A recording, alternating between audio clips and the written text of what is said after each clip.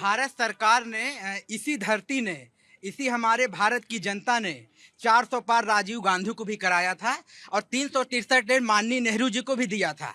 हम ये कहते हैं कि ठीक है, नेहरू जी हज के लिए यात्रा के लिए अपना देते थे फंड, ठीक है, अच्छी बात है, लेकिन वो क्या ऐसी मजबूरी थी जो हिंदुओं के लिए नहीं देते थे? हम तो सीधा सा जानना चाहते हैं कि अगर भारत में संविधान में सब चीज लिखा है। तो आप ये कह रहे हैं कि कांग्रेस के राज में हिंदुओं को उनका हक नहीं मिला, ये कहना चाह रहे हैं क्या? हक तो मिला मैम, हम ये नहीं कह रहे कि हक नहीं मिला, लेकिन जिस हिसाब से मिलना चाहिए, अगर उनको जो है हज यात्रा के लिए सब्सिडी दी जाती थी तो हमारे जो कैलाश मानसरोवर की यात्रा थी उसमें भी हिंदुओं को सब्सिडी दे देते। ऐसी क्या मजबूरी थी, क्यों नहीं देते? अब मिल रही है सब्सिडी हिंदुओं को? हाँ, क्यों नहीं? अब तो भारत सरकार ने, जो हमारे प्रधानमंत्री देश के, वो तो हिंदू मुस्लिम सिख ईसाई सबके स्वास्थ्य में लेके चलते हैं। हम तो एक आपके माध्यम से कहना चाहते हैं, हमारा भारत का मुसलमान ये है, हमारे भारत के मौलाना ये हैं, हमारे भारत के जो है क्या कहते हैं साथी, हमारे अब्बासी भाई हैं। अब क्यों है मैं आपको बता देता हूँ 2 शब्दों में। हमारा भारत ये कहता है, हमारा भारत की धरती के लोग ये कहते हैं, हिंदू मुस्लिम सिख ईसाई सबकी हालत चंगी हो, धर्म किसी का कोई भी हो, वह भारत का संतंगी हो, अशफाकों में अरमान बसे हो और अरमानों में कलाम, हर दिल में श्री राम बसे हो, हर बेटा बजरंगी हो। बजरंगी का मतलब पता है क्या मैम? कि अपनी देश और समाज के लिए रक्षा करना, ये नहीं कि हिंदू मुस्लिम सिख ईसाई करना। आज हमारे भारत के मुसलमान जाग गए हैं। यही जब कांग्रेस पार्टी जब जवाब देती थी, हमारे भारत के मुसलमान दंगा करने को तैयार हैं। आज देखिए 2 हमारे मुसलमान भाई खड़े हैं, कैसा तड़ातड़ जवाब दे रहे हैं कांग्रेस पार्टी को, और कांग्रेस पार्टी जवाब नहीं दे पा रही है क्योंकि ये हमारे मुसलमान पढ़ लिख गए हैं। और जब हमारा मुसलमान पढ़ लिख जाएगा तो भारत की ग्रोथ में उसका जो है रहेगा, हाथ रहेगा और वो साथ देगा। तो हमारे जैसे हमारे मौलाना जी आए हैं, हमारे अब्बासी भाई आए हैं, इन जैसे मौलाना और अब्बासी भाई जैसे को भारत की ग्रोथ में बहुत बड़ा योगदान है और यही सब हमारे देश को आगे बढ़ाएंगे और जो हमारे भटके हुए मुसलमान भाई हैं उनको साथ लेके चलेंगे, उनको सही रास्ता दिलाएंगे।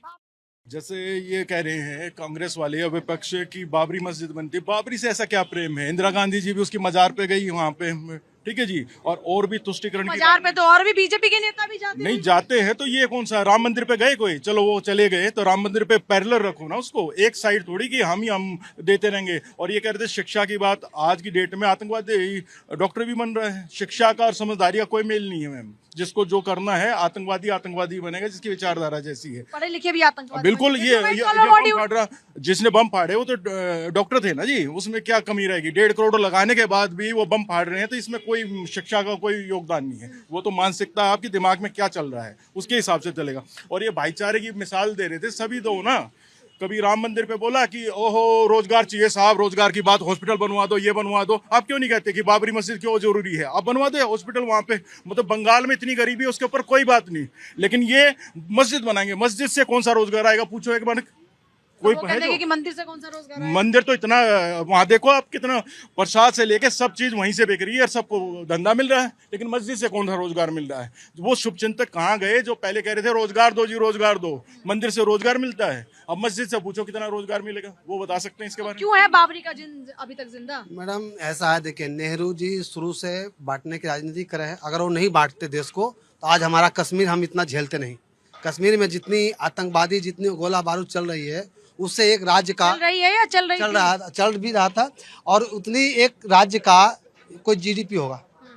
और ये अगले साल बंगाल में चुनाव है, विपक्ष वाले कोई अभी तक उसका कोई मुद्दा नहीं उठा कि बाबरी अभी क्यों बन रहा। अगर यही बीजेपी वाले अगर कोई मंदिर का कहीं मुद्दा उठा दे तो भाई बीजेपी ने हिंदू मुस्लिम कर दिया, हिंदू मुस्लिम कर दिया। हिंदू मुस्लिम कौन कर रहा है? कहीं देखे ये साथ? ये नेहरू के नाम पे फेक नैरेटिव है या जनता इस पे भरोसा करती है? ये जनता भरोसा कर रही है। ये जो है, जो राजनाथ जी बोल रहे हो गलत नहीं बोले हो, आखिर वो कोई तथ्य पे ही बोल रहे हैं ना। वैसे थोड़ी इतने बड़े नेता ऐसे कोई बात किसी बयान को दे देगा। हाँ जी, आप क्या सोचते हैं? हाँ, मैं ये सोचता हूँ मैम, देखिए भारत का जो मुसलमान है ना, वो हमेशा जो पढ़ा लिखा मुसलमान जो सुलझा हुआ हमेशा ग्रोथ चाहेगा भारत का। अभी हमारे भारत का जो राष्ट्रीय ध्वज है तिरंगा है, दुनिया को पता है। ये देखिए हमारे भाई ने माननीय मोदी जी को लेटर लिखा हुआ है कि जो अपना भगवा रंग से है, भारत के हिंदुओं के लिए कि इसको जो है राष्ट्रीय धर्म ध्वज घोषित किया जाए। अरे उनको क्या पड़ी है, लेकिन नहीं, ये हमारे भारत के मुसलमान हैं जो देश के लिए हमेशा अच्छा काम करेंगे। ऐसे मुसलमान की देश को ज़रूरत है जैसे हमारे कलाम साहब थे, अशफाक साहब थे। और ये जो हमारे क्या कहते हैं हिंदू मुस्लिम बांटने वाली राजनीति में ना, नेताओं के चक्कर में ना पड़े हमारे देश की जनता, और सबको साथ लेके जाए जिस देश का जो हमारे विकास होगा। ये बहुत बढ़िया बात, देश का विकास चाहिए सबको। मैं वही तो कह रहा हूँ, कांग्रेस कहती क्या है कि सब मिल के चलो, काम करो, पर ये आगे यहाँ कराओ। पे कोई खड़ा इंसान आपकी बात से इत्तेफाक नहीं, वहाँ पर खड़े वाला कोई इंसान मेरी आपसे बात इत्तेफाक से नहीं मैं रखता। क्या बाबर के क्या करोगे?